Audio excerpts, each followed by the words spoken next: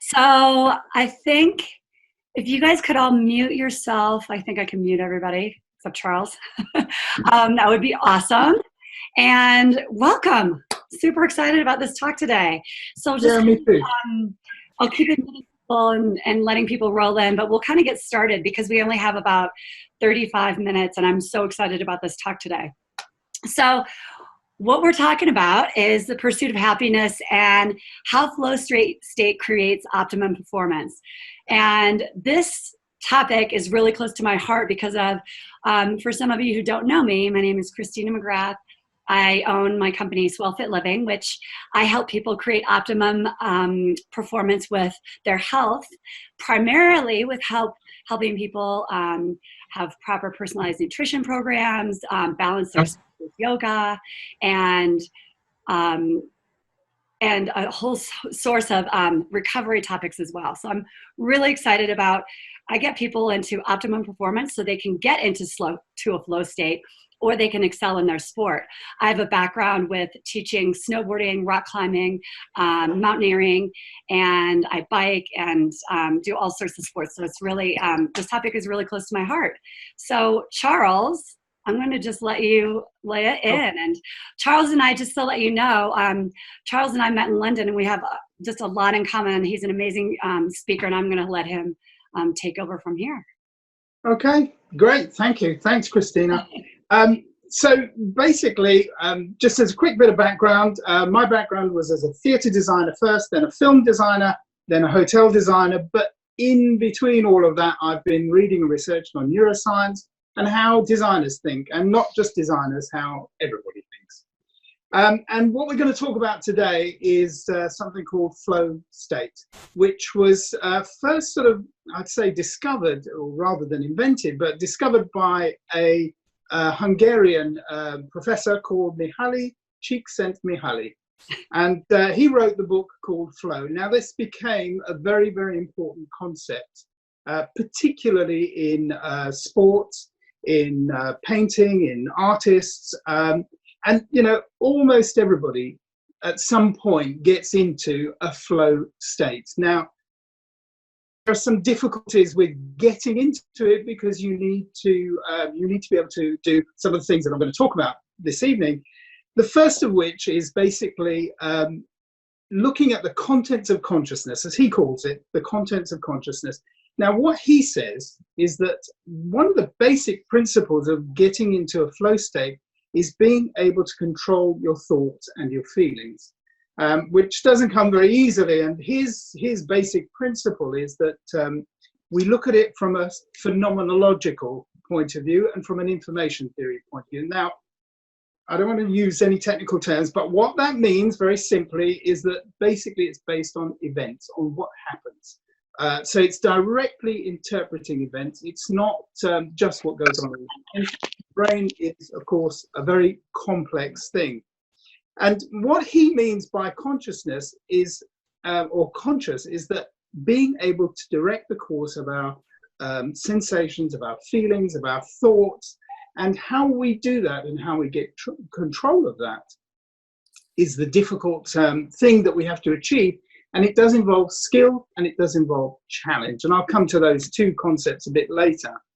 But what he's talking about is getting our consciousness to what he calls an internally ordered information.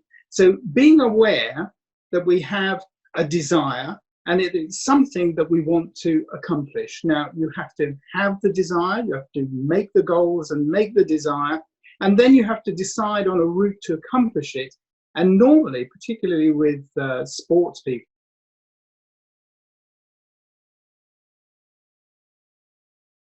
than just achieving their goals. So the object is to go way beyond that.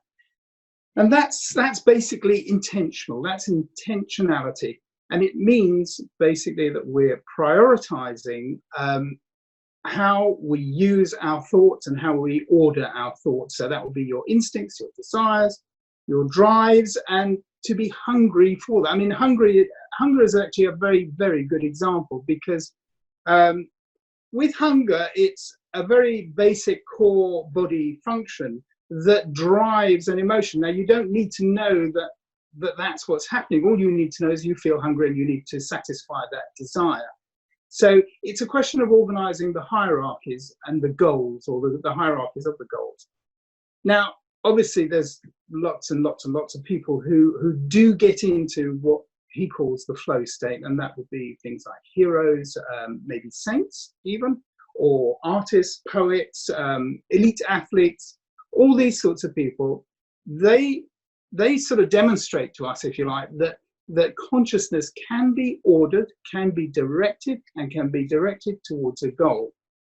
Now, with our brains, basically our attention is very, very, very limited, because there's only so much information that we can actually deal with at any time. Now, we've got a lot of techniques for, or our brain has a lot of techniques for dealing with an overload in information.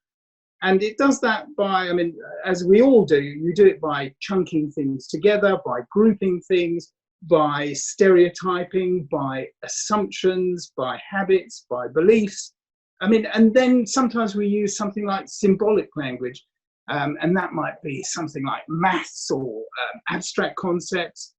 And we do that in order to be able to use the information. Now, the difficulty is that our brains are basically lazy. Well, I know I certainly am lazy. And what it wants to do is it wants to find the simplest, most energy efficient route for thoughts or neural pathways to take. And so it does that by reinforcing certain paths, and those become your habitual thoughts and your beliefs and how you view the whole world. Because all of this is all about how you actually sort of interpret and view the world. Now, so all the information that we allow into our consciousness becomes extremely important, and we have to pay attention to it. So we have to decide what we pay attention to, and that determines the quality or the content of your life. And that's basically the fundamental starting premise that Mihaly actually begins the book with, and explains how the concept of flow works. Now, he's spent 25 or 30 years actually researching on the contents of consciousness. But it's quite interesting here, because this sort of matches in very well with another concept, which is that there are only two things that we can actually control, and one is our attitude and the other is our efforts. Now, our attitude is obviously our thinking, and effort is the amount of resources we place to it. And that matches very well with a concept that I'll come to, as I said, a bit later, which is matching skill to challenge. So does this make sense so far? I can't hear anyone, but it doesn't matter. Yeah, sounds good. So, so when you're coming into where attitude and effort matches as well. Yeah, they do. Well, those are the only two things that we can actually sort of control. If you boil everything down to the last couple of bits, then it's just how we think and what we do with those thoughts that matters. And that sort of brings to the next big concept, his next big idea, which is psychic, what he calls psychic energy. Now, don't get too afraid of the term. It sounds a little bit new age, but it isn't at all. All he means by psychic energy is basically control of the consciousness. So that means being able to use your energy, your resources, and your effort in order to actually direct where your thoughts are going. So what he's saying is attention selects what they think is relevant, and that's from billions of things that we see, that we sense, that we taste, that we feel every day, every minute, every second. Somehow we have to filter all of that. Now, emotions is one of those filters. But if we can get hold of that, of those inputs and direct them, then we're in the sort of possibility of getting into flow states. And so what we bring into focus increases our awareness. And this, if I'm not mistaken, as I say, Christina, you know much better than me, this is basically what athletes do, is they focus, concentrate, and direct their energy towards one small singular task. And the idea is to incrementally improve that task continuously. So it's one small step at a time, one small step at a time.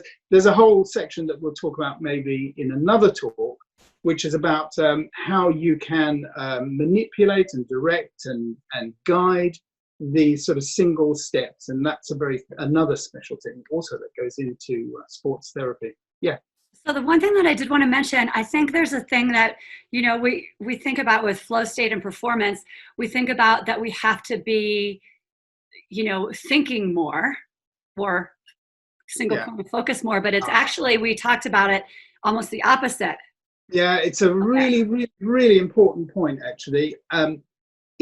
It's almost like a paradox, is that you will practice and practice with direction and get better and better and better. And then the flow state comes when you don't use that anymore, when it's automatic, when it's just, and I can't quite get my head around the fact that it's not quite habit and it's not quite sort of perfection, but within and in between all of that, there is something that sort of suddenly gets into the flow state. And I think it comes to a little diagram that I'll come to in a minute, which is just about the sort of the matching of skill and challenge and how that works.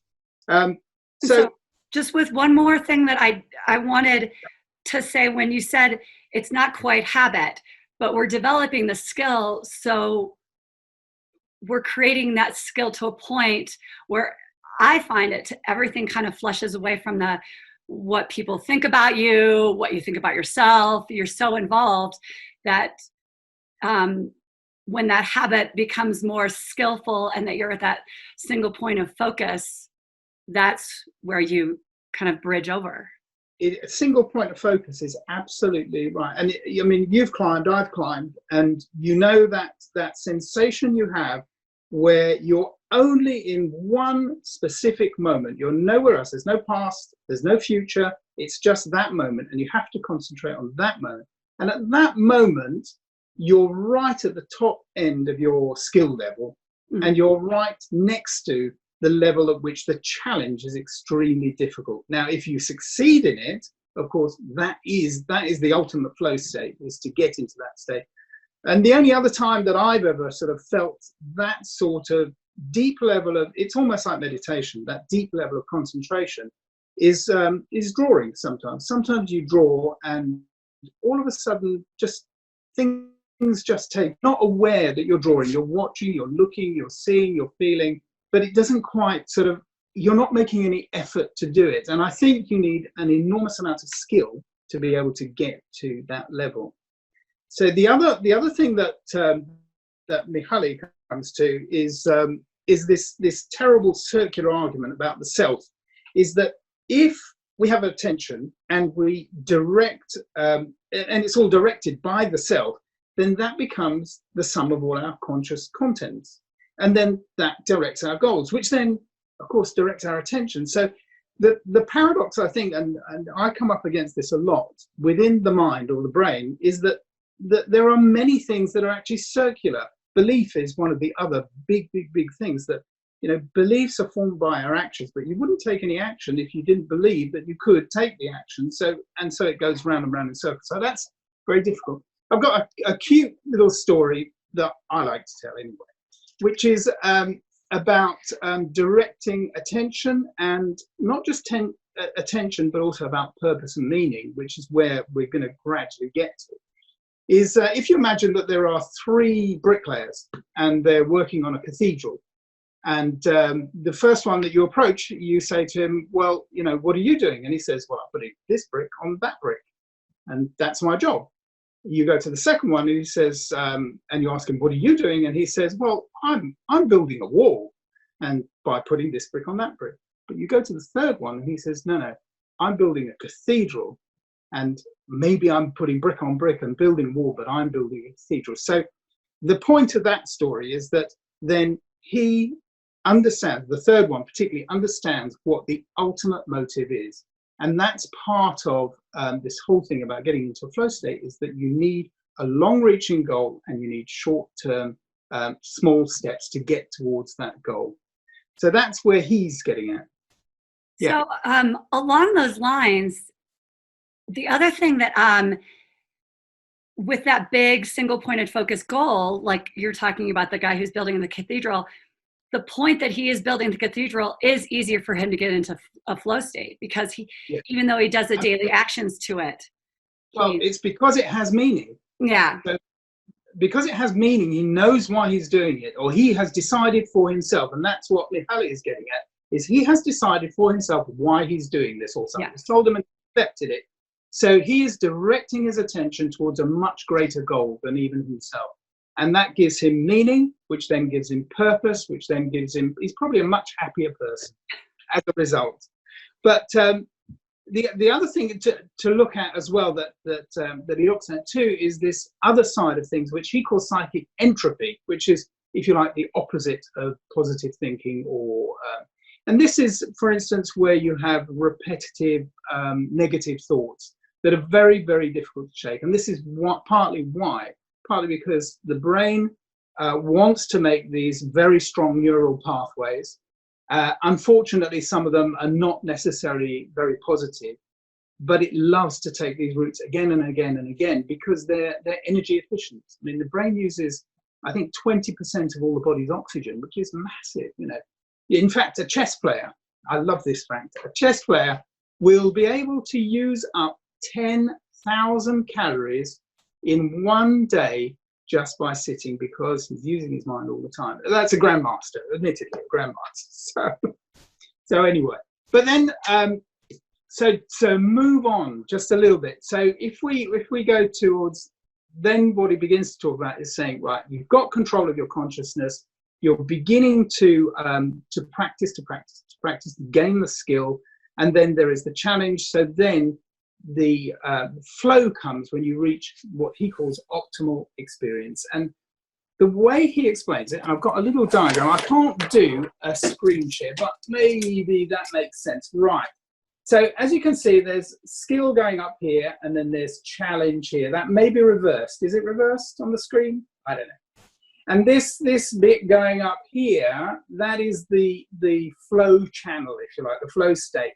Now, if you've got a lot of skill, but very little challenge, you're going to be fed up, bored, and irritated and annoyed. And that explains why a lot of kids get very bored at school as well, because they've got a lot of skill or a lot of knowledge, or they're clever and they're not being challenged. If you take it the other way, you've got a lot of challenge, but very little skill, then you're very anxious. This is going to be horrendous for you because it takes you way, way, way out of your comfort zone. But somewhere in this middle, even if you're just, say, a tennis player and you're only just getting it over the net, you can still reach a small flow state, let's say, by matching or pushing the challenge and the skill to their optimum levels. Now, in elite athletes or in painters or poets or whatever that might be, that sort of pushing right to the edge of skill and challenge is the flow state. That's where it comes in. Now, it doesn't necessarily happen, but it does mean that there needs to be a lot of training, a lot of repetition, and you have to be very careful with repetition. It's something we'll talk about maybe next week, is that practice doesn't make perfect, practice makes permanent. And that's a problem. So if you're practicing things wrong, you're going to get very good at doing it wrong. And that's no good, of course. So one of the things I wanted to ask too, there's something that a lot of people talk about like two things, positive and negative stress. And then also, and I know we talked about this with building muscle, and then also kind of the 4% rule. Oh, yeah. Well positive and negative stress. There was a brilliant study done. I think it took 30 years to compile the study with the civil service in the UK, where they tried to work out why some people lived longer and some didn't. And what they found, and it was really a huge, extensive study, brilliant study. What they found was that cleaners, for instance, had a shorter life expectancy than, say, a manager. And they wondered, why was that? Part of the reason for that was that the managers or people who had control over the stress were actually much more able to cope with it, to deal with it, and to enjoy it. Whereas, say, for instance, a cleaner, and not necessarily just cleaners, but anyone who has no control over the stress, then they can't escape it, and that sort of demotivates. and that creates negative thoughts and everything else. So so I think that whole thing about sort of stress is, there's another part to it, which is that in order to build muscle, as you well know, you must push a little bit beyond comfort into a little bit of pain in order to tear the muscle, to rebuild the muscle, and to build strength. Otherwise, nothing changes. So if you exercise but you do the same thing all the time and it doesn't push you, doesn't get you to a higher state of challenge or a higher state of skill, then you will never, ever, ever improve, and you'll never reach this flow state, which is, I mean, it's a blissful state to get into, if you can get into it, of course. So, and I think that's what really, what say Olympic athletes do, is that they'll train for years just to shave, half a second off of their time. I mean, what's half a second? And we've wasted thousands of seconds already. But an athlete, an Olympic athlete, it's half a second that makes all the difference between what they want to achieve and what they don't. And the same also, even you hear Usain Bolt, and he said, well, he doesn't really think about his running. When he's running, that's it. He's just in the zone. There's nothing else. And all time sort of fades away. And that's a really interesting sort of feeling. So I think particularly with, not just with athletes, I mean, it can be anything. I really mean it can be anything. It can be any type of skill that you use that challenges you, that you feel you can just about accomplish. And so the challenge is always to improve, to get better. And even when you're the best, they still have to get, I mean, Federer doesn't give up trying to be the best, does he? Yeah. So what he's saying, what flow is all about is when you're able to organize your consciousness so that you can experience flow, then the quality of your life improves, because, and this is going back to what we talked about, the bricklayers, is that then you have a goal, which then gives you a meaning and gives you a purpose. And with meaning and purpose, then you're pretty much on the right path to actually finding a reason to actually be doing anything at all, and hopefully getting yourself into a flow state. So, so in flow, sort of almost everything we do adds more order to the consciousness. And I think that's why some people that we've seen who appear to be really sort of in the zone, I find that an easier term than flow, but in the zone, they are very, very focused, very clear. Their thinking is clear. I mean, there have been, in fact, there was a goal I think it was by Wayne Rooney, where he just flipped a ball. He cannot possibly have thought about it. He flipped a ball over his head, turned around and kicked it straight in the goal. You just can't imagine that. You can't think that. You just have to do it. And that brings us to one of the really, really, really important points, is that you can't think it. You have to do it. And that's crucial in any flow state. It is about the doing of it. It's not the thinking about it that really, really counts. And I reckon you can get into that state with almost any skill that you develop. I mean, be it piano playing, or be it a violinist, or be it playing squash, or playing tennis, or whatever it might be. I think that gives you, and that sort of justifies why people love doing sport, because it gets them closer or into a zone. I mean, I know, and I'm sure you know as well, Christina, probably better than me, unfortunately, that when you're on a mountain, when you're skiing, then you're looking at the mountain, you're about to go down, but the minute you start, that's it. Everything else fades away and disappears, and it's only the moment in front of you that actually counts. And that's the joy of it. I mean, that really is the joy, I think. So, and the other thing that he says is that that excellence is actually a process of evolution. It's not a static thing. It's not a point. So it's not something that you say, right, that's it. That's all I want to get to. That's the best bit. It's actually evolution, and it's cumulative and learning, and it's incremental improvement. So it's this constant sort of overlapping. So I don't know whether it be Fosbury or Usain Bolt or whatever, once they've done it, then they still want to go further and still do better and still do more.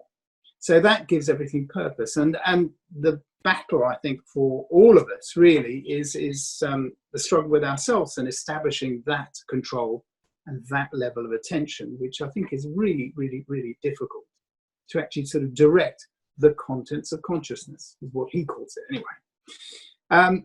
So there are two or three other big ideas within the whole sort of flow states, and based on all his research, is that one thing that again is paradoxical in a sense is that he says that it gets more complex as you progress. Now, I can sort of understand it because you have more skills, so you know more, so you can do more, so it becomes more complex.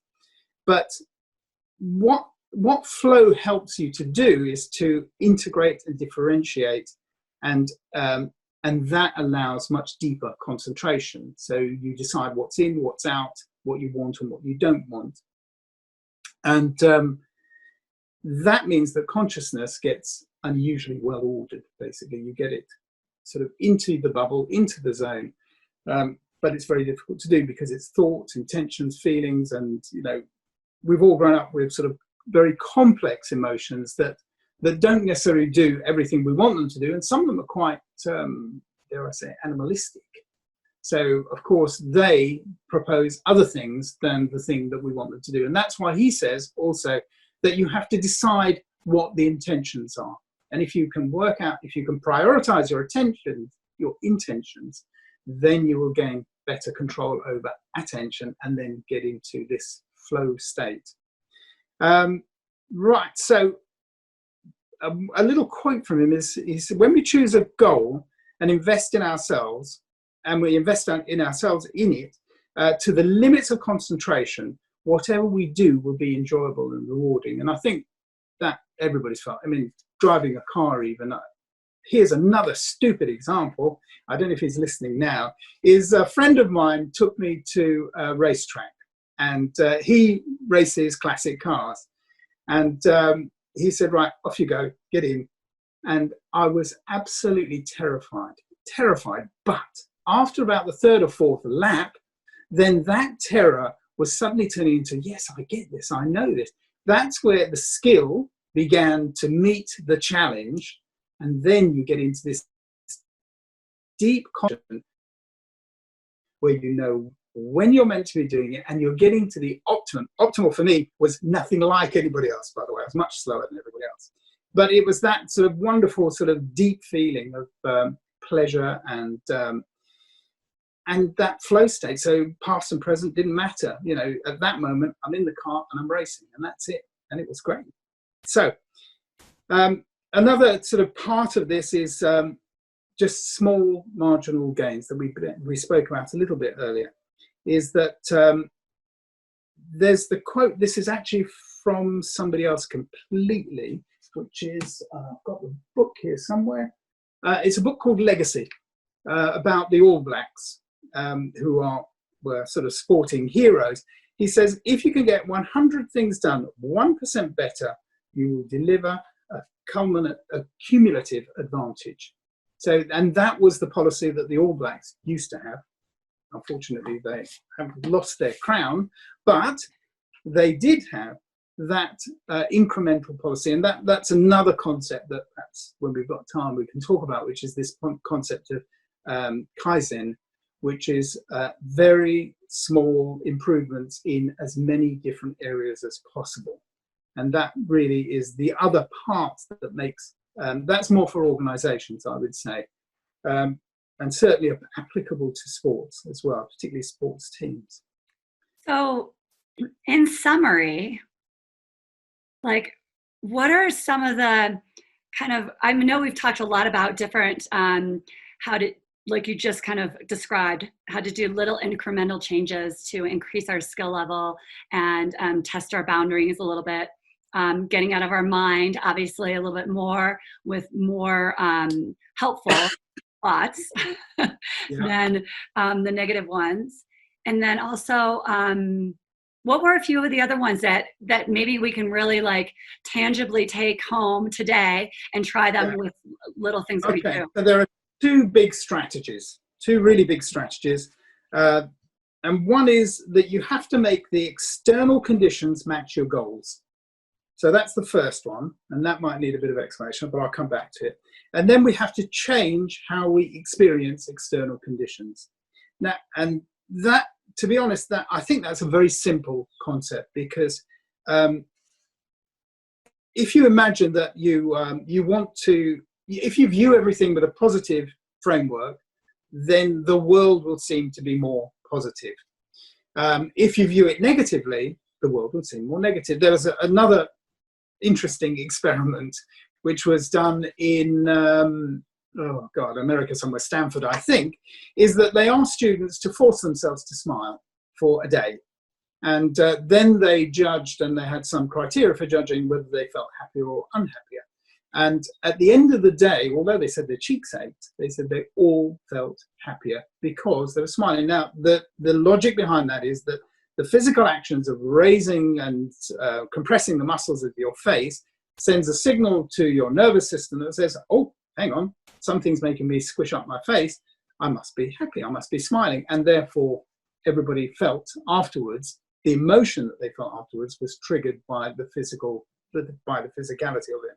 So that's about how you experience things, and that's about mindset, how you view the world. And of course, the famous quote from Earl Nightingale is that we become what we think about. So if you think negative thoughts all day, every day, then what happens is the world is terribly negative. But if you build the right kind of criteria for thinking, what Mihaly calls the contents of consciousness, and you gain control over that, then you can change how you think and how you can achieve optimal performance. So he says also that happiness isn't just, we're running out of time, aren't we? We're nearly there. Anyway, happiness isn't just experiencing pleasure, because I think, to bring it back to happiness, what he says, and I completely agree with him, he says happiness is not something that you pursue, it ensues. And it ensues by what you do and how you view the world. So the pursuit of happiness is wrong, basically. And I don't want to undermine the whole of the Gettysburg, was it the Gettysburg Address? No, it wasn't, it's the Constitution.